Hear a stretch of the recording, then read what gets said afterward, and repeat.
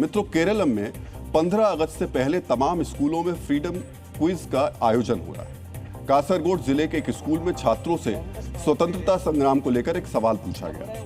छात्रों से पूछा गया कि वो कौन से स्वतंत्रता सेनानी थे जिन्हें अंग्रेजों से सबसे ज्यादा कठोर दंड मिला था। इसका उत्तर वीडी सावरकर बताया गया। इसी बात को लेकर वहां विवाद शुरू हो गया। मुस्लिम लीग के नेता और शिक्षा मंत्री एन शमसुद्दीन ने फौरन जांच के आदेश दे दिए। आनन फानन में जांच की रिपोर्ट भी आ गई और इसके आधार पर गुरु प्रसाद नाम के एक शिक्षक को सस्पेंड कर दिया गया। सोचिए, राजधानी में सैकड़ों छात्र टीचर की नौकरी पाने के लिए आंदोलन कर रहे हैं। ना तो मुख्यमंत्री को और ना ही शिक्षा मंत्री को, जिनका अचानक जो है ब्लड प्रेशर जो था वो इस क्विज को देख करके बढ़ा और उन्होंने तुरंत एक्शन लिया, उन टीचरों का ध्यान नहीं आ रहा है। लेकिन क्विज में सावरकर से जुड़ा सवाल पूछ लिया तो देखिए कैसे एक्शन हुआ। मित्रों, सावरकर को लेकर कांग्रेस और मुस्लिम लीग का विरोध इतना ज्यादा है कि सिर्फ सवाल पूछने भर से टीचर को सस्पेंड कर दिया गया। लेकिन इसमें और इससे सच्चाई छिप नहीं सकती है। सावरकर स्वतंत्रता संग्राम के वो सेनानी हैं जिन्होंने सबसे कठिन यातनाएं झेली। ब्रिटिश सरकार ने उन्हें आजीवन कारावास की सजा सुनाई थी। उन्होंने कुल 14 साल अलग अलग जेलों में सजा काटी। इनमें अंडमान की सेलुलर जेल भी शामिल है, जिसे काला पानी की सजा कहा जाता था। यहां उन्होंने लगभग 10 साल बिताए। इस दौरान उन्हें बेहद कठिन यातनाओं का सामना करना पड़ा। बाद में उन्हें नजरबंद भी रखा गया। मुझे भी उस जेल को वहां जाकर देखने का मौका मिला था। आपको हमारी वो रिपोर्ट देखनी चाहिए। वो कोठरी है जहां वीर सावरकर को रखा गया था। और कितने वक्त के लिए रखा गया था? वैसे तो वो 30 जून 1911 को उनको लाया गया था जी। और उनको जब वो यहाँ सज़ा पे भेजे गए थे तो उनको 25-25 सालों की 2 सज़ा थी, 50 सालों की सज़ा थी। 50 साल। जी।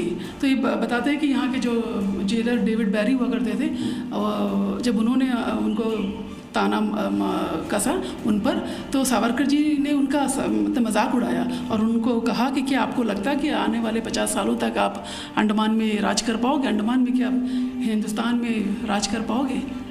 सावरकर जी ने उनसे कहा था। और सावरकर जी को यहाँ पे 10 सालों के करीब करीब रखा गया उनको। अब देखिए, हमारे लिए तो 1 मिनट भी यहाँ रहना मुश्किल होता है, तो कितनी अमानवीय यातनाएं। और इससे भी ज़्यादा जो इंटरेस्टिंग बात है, रोचक बात है, वो ये कि इस सेल में वीर सावरकर रहते थे और उनके भाई भी यहीं इसी जेल में रहे। लेकिन जो सबसे महत्वपूर्ण बात है वो ये है कि दोनों भाई रहे एक ही जेल में रहे थे, लेकिन 2 साल तक उनको पता नहीं था कि दोनों भाई यहीं हैं। आपस में मुलाकात भी उनकी नहीं हुई थी। नासिक षड्यंत्र केस में ही उनको लाया गया था, सावरकर जी और उनके भाई और दाजी नारायण जोशी जी को। तो सावरकर जी के आने के बाद 2 साल के बाद ही उनको अपने भाई गणेश दामोदर सावरकर जी से उनकी मुलाकात हुई थी। वीर सावरकर ने जो किया वो किसी एक पार्टी से जोड़ करके, किसी एक विचारधारा से जोड़ करके नहीं देखा जा सकता। उन्होंने देश को, देश प्रेम को सिर्फ इस विचार को लेकर के आगे बढ़े और इसी विचार को यहाँ उनके साथ रहने वाले उन तमाम सैकड़ों हजारों स्वतंत्रता संग्राम सेनानियों ने आगे बढ़ाया। मित्रों, केरलम सरकार स्वतंत्रता आंदोलन में वीर सावरकर की सजा को लेकर क्विज से परेशान है। उसी केरलम सरकार के मंत्री और केरलम से आने वाले कांग्रेस सांसद वंदे मातरम को लेकर परेशान है। और सुनिए, केरलम से आने वाली कांग्रेस की एक प्रवक्ता को सनातन के एक मंत्र से भी दिक्कत है। यानी राष्ट्र के प्रतीक से लेकर सनातन के प्रतीक तक इन्हें कुछ भी पसंद नहीं है। केरलम से लेकर दिल्ली तक इनका यह विरोध जारी है। पहले बात वंदे मातरम को लेकर केरलम में कांग्रेस की विरोध की। वंदे मातरम को जनगण मन के समान दर्जा देने वाला कानून बन गया है। अब वंदे मातरम का अपमान करने पर 3 साल तक की जेल हो सकती है। लेकिन इसके बावजूद राष्ट्रगीत गाने की बात सुनकर कुछ लोग नाराज हो रहे हैं। इनका नया विरोध पूरा राष्ट्रगीत गाने को लेकर है। केरलम के स्वास्थ्य मंत्री के मुरलीधरन और कासरगोड के सांसद राजमोहन उन्नीथन ने कहा है कि केरलम में पूरा वंदे मातरम नहीं गाया जाएगा। मुरलीधरन ने कहा कि राज्य सरकार के सभी कार्यक्रमों में पहले केवल 2 छंद ही गाए जाते थे और आगे भी यही होगा। वहीं कांग्रेस सांसद राजमोहन उन्नीथन ने कहा ये अगर उन्हें गोली भी मार दी जाती तब भी सभी 6 छंद वो नहीं गाएंगे। मित्रों, सरकार ने वंदे मातरम का पूरा गायन अनिवार्य कर दिया है। इसको लेकर कानून भी बन चुका है। यहां तक कि केरलम के मुख्य सचिव ने भी इसको लेकर सर्कुलर जारी कर दिया है। लेकिन वंदे मातरम को लेकर इनका विरोध इस कदर है कि वो मरने के लिए तैयार हैं, लेकिन राष्ट्रगीत पूरा नहीं गाएंगे। क्या इसकी वजह यह है कि केरलम में कांग्रेस की सरकार मुस्लिम लीग के समर्थन से चल रही है? क्या राष्ट्रगीत के विरोध की वजह यह है कि राजमोहन उन्नीथन उस कासरगोड के सांसद हैं जहां 1/3 से ज्यादा मुस्लिम आबादी है। मित्रों, ये सवाल पूछे जाएंगे क्योंकि मुस्लिम मौलाना भी वंदे मातरम का विरोध करते हैं और केरलम की सरकार भी उसी राह पर दिखाई दे रही है। हालांकि जिस वंदे मातरम का केरलम सरकार विरोध कर रही है उसको लेकर केंद्र सरकार ने ऐतिहासिक फैसला लिया है। 80वें स्वतंत्रता दिवस समारोह के हिस्से के तौर पर पहली बार लाल किले की प्राचीर से राष्ट्रगीत वंदे मातरम गाया जाएगा। डियर मित्रों, वंदे मातरम मूल रूप से संस्कृत में है जिसका अर्थ है मातृभूमि को नमन। लेकिन संस्कृत और संस्कृति को लेकर विरोध कुछ लोगों का स्थायी काम बन गया है। प्रधानमंत्री नरेंद्र मोदी 2 दिन पहले IIT दिल्ली के दीक्षांत समारोह में मुख्य अतिथि के तौर पर शामिल हुए थे। वहां सदियों पुराने संस्कृत के एक श्लोक को लेकर विवाद खड़ा किया जा रहा है। ज्ञान और गुरु शिष्य के संबंधों पर आधारित इस श्लोक को लेकर के अब सवाल पूछे जा रहे हैं। मित्रों, संस्कृत के श्लोक पर यह सवाल उठाया है कांग्रेस की राष्ट्रीय प्रवक्ता शमा मोहम्मद ने। आपको पहले जानना चाहिए कि उन्होंने क्या कहा। IIT दिल्ली के दीक्षांत समारोह का एक वीडियो सोशल मीडिया पर पोस्ट करते हुए शमा मोहम्मद ने कहा, मेरा रसोइया रोज जब मेरी रसोई में आता है तो गायत्री मंत्र चलाता है। मैं इसे रोज सुनती हूं और मुझे ये पसंद है। लेकिन मेरा सवाल यह है कि IIT के दीक्षांत समारोह में गायत्री मंत्र का उच्चारण क्यों हुआ? यह कोई धार्मिक कार्यक्रम नहीं था। हमारी शिक्षण संस्थाएं सभी धर्मों के धार्मिक नारों और मंत्रोच्चार से मुक्त होनी चाहिए। शमा मोहम्मद किस मंत्र पर सवाल उठा रही है, ये आज आपको भी सुनना चाहिए। सत्यं वदिष्यामि तन्मामवतु तद्भक्तारमवतु अवतु माम् अवतु भक्तारम्। ॐ शान्ति शान्ति शान्तिः।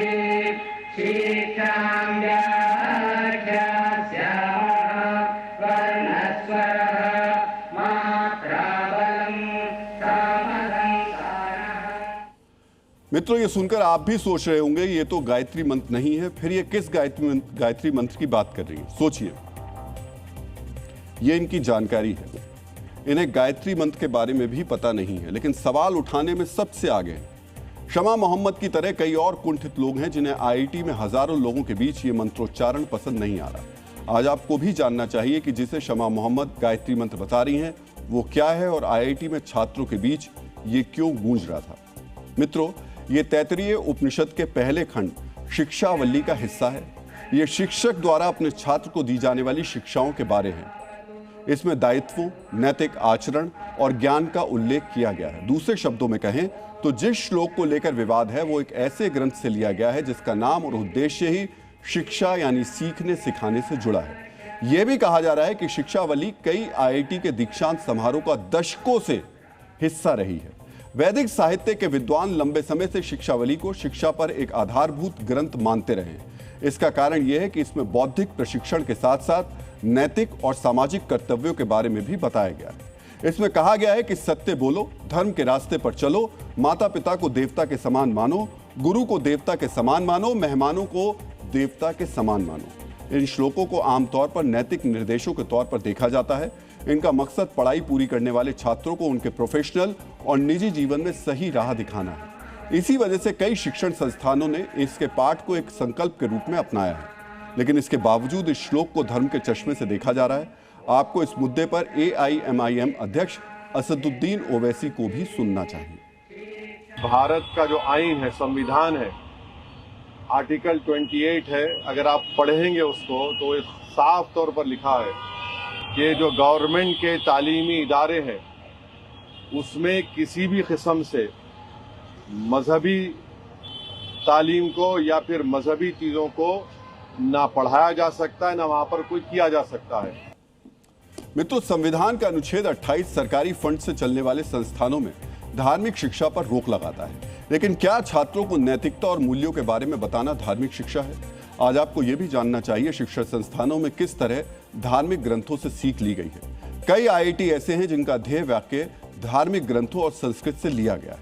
जैसे IIT खड़गपुर का ध्येय वाक्य है योगा कर्मसु कौशलम, ये गीता से लिया गया है। इसी तरह IIT बॉम्बे का ध्येय वाक्य है ज्ञानम परमम ध्येयम और IIT कानपुर का तमसोमा ज्योतिर्गमा जो उपनिषद से लिया गया है।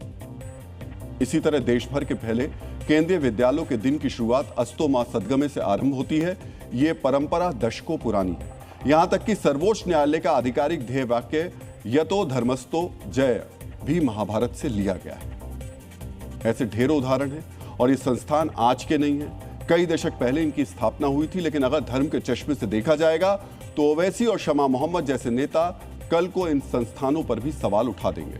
मित्रों, जिस संविधान का ओवैसी हवाला दे रहे हैं उसकी मूल प्रति में भी रामायण और महाभारत के चित्र हैं। इसीलिए इस तरीके के विवादों को तूल नहीं देना चाहिए। शिक्षण संस्थानों में सरस्वती पूजा का आयोजन भी होता है, लेकिन हर चीज को हिंदू मुसलमान के नजरिए से देखने वालों का वश चले तो स्कूल, कॉलेज और यूनिवर्सिटी में सरस्वती पूजा पर भी आपत्ति जताने लगेंगे।